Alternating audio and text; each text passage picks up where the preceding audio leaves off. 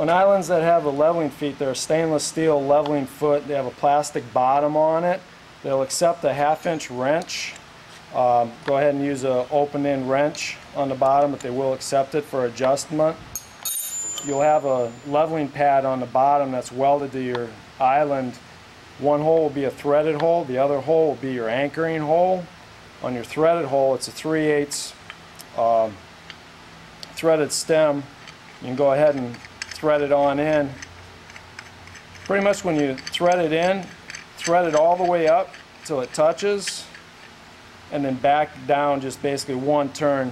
That'll allow you to get your wrench in there unless you have a thin open-end wrench on that. But that leveling foot will help you out for leveling on an uneven surface. It will. After you have your leveling feet in on your island, pretty much go through and put all your leveling feet in. You'll flip it on over, and now it'll be time to bolt your island pieces together. You'll have a 1/4-20 stainless steel bolt. There will be two sizes that are the most common sizes. You'll have a 3.5-inch long and a 2.5-inch long bolt. The 3.5s are for bolting the 1.5 by 1.5 square tubing together, and the 2.5-inch long bolts are for bolting your 1x2s together.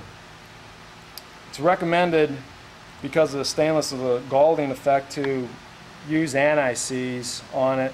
You can pick that up at a local hardware store. All you need is just a small little tube. They sell them in just real small toothpaste sized tubes, but you can put a little dab on there and that'll keep your bolts moving easily on you.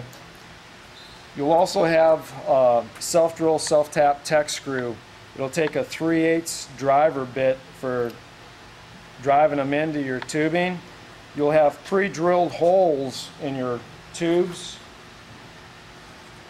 that they'll be in, and they'll fit through, and then they'll have a solid tube on this side that you'll just be able to drill right in with it. But a 3/8 driver bit on a drill, medium speed is usually your best speed for those. You'll also need 7/16. It's easier to have a 7/16 socket and a ratchet on one end, and then a 7/16 open end combination wrench on the other end. After you have your island all bolted together, you're going to be going through and leveling it out. When you level it out with your leveling feet on the floor, and usually anchor your floor first. When you go to your wall, treat it just like a cabinet. You'll have to anchor it to the wall in a couple spots.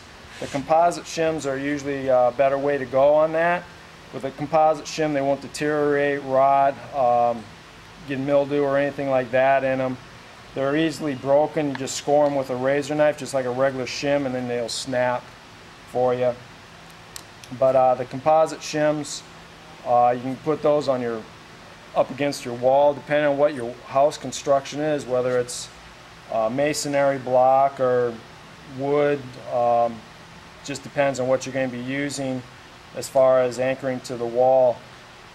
All your nuts, bolts, tech screws will be supplied for putting the islands together, but anchoring your islands, you'll have to go to your local hardware store for that. We use Tapcons for going down into the concrete, into your slab. Use a Tapcon. We use stainless. That's our recommendation on that. The Tapcon is the holder. Okay, yeah. Sorry. And then the Tapcon will fit right into the mounting hole on your bottom of your plate.